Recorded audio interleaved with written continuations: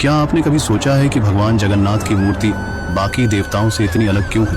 न पूरे हाथ हैं, न पैर हैं, आंखें इतनी बड़ी हैं और चेहरा भी आम मूर्तियों जैसा नहीं दिखता।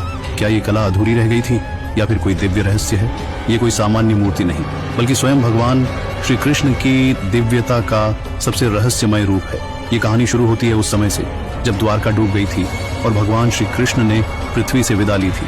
उनका शरीर समुद्र की लहरों में विलीन हो गया, लेकिन कहा जाता है कि उनका हृदय, जिसे नीलमणि कहा गया, वो नष्ट नहीं हुआ, बल्कि साक्षात चैतन्य रूप में धरती पर रह गया। सदियों बाद उड़ीसा के राजा इंद्रद्युम्न को स्वप्न में श्री कृष्ण ने दर्शन दिए और कहा, मेरा हृदय अब भी इस धरती पर है, उसे खोजो और मेरे लिए मंदिर बनवाओ। मैं एक विशेष स्वरूप में प्रकट होना चाहता हूँ। राजा ने समुद्र किनारे खोज शुरू की और एक दिव्य लकड़ी का टुकड़ा मिला जो न डूबता था न जलता था और छूते ही हृदय को शांति देता था। तभी वहाँ एक रहस्यमय वृद्ध बढ़ई आया और बोला, मैं भगवान की मूर्ति बनाऊंगा, पर एक शर्त है, 21 दिन तक कोई भी दरवाजा नहीं खोलेगा, नहीं तो मूर्ति अधूरी रह जाएगी।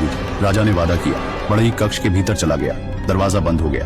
अंदर से कुछ दिनों तक भारी हथौड़े की आवाज आती रही। फिर सब कुछ शांत हो गया। जैसे जैसे दिन बीतने लगे, राजा को चिंता सताने लगी। 15वें दिन उन्होंने दरवाजा खुलवा दिया। अंदर वृद्ध बढ़ई नहीं था, वो गायब था, जैसे धरती ही निकल गई हो। लेकिन वहाँ 3 मूर्तियां थी, भगवान जगन्नाथ, बलभद्र और देवी सुभद्रा की। लेकिन मूर्तियां अधूरी थी, न हाथ पूरे न पैर, आंखें बड़ी बड़ी और चेहरा अत्यंत भावुक। राजा घबरा गया। क्या मैंने गलती कर दी?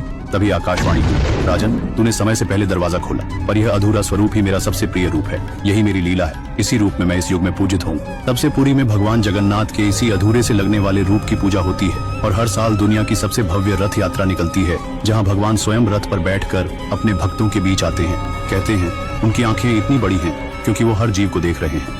उनके अधूरे हाथ इसीलिए हैं ताकि वो हर भक्त को अपने हृदय से जोड़ सकें। और उनके बिना पैरों का मतलब ये नहीं कि वो अधूरे हैं, बल्कि ये दर्शाता है कि उनका अस्तित्व हर दिशा में फैला है। भगवान जगन्नाथ अधूरे दिखते जरूर हैं, पर वे पूर्णतम हैं। उनका यही स्वरूप हमें सिखाता है कि ईश्वर की पूर्णता हमारी आंखों से नहीं, श्रद्धा से देखी जाती है।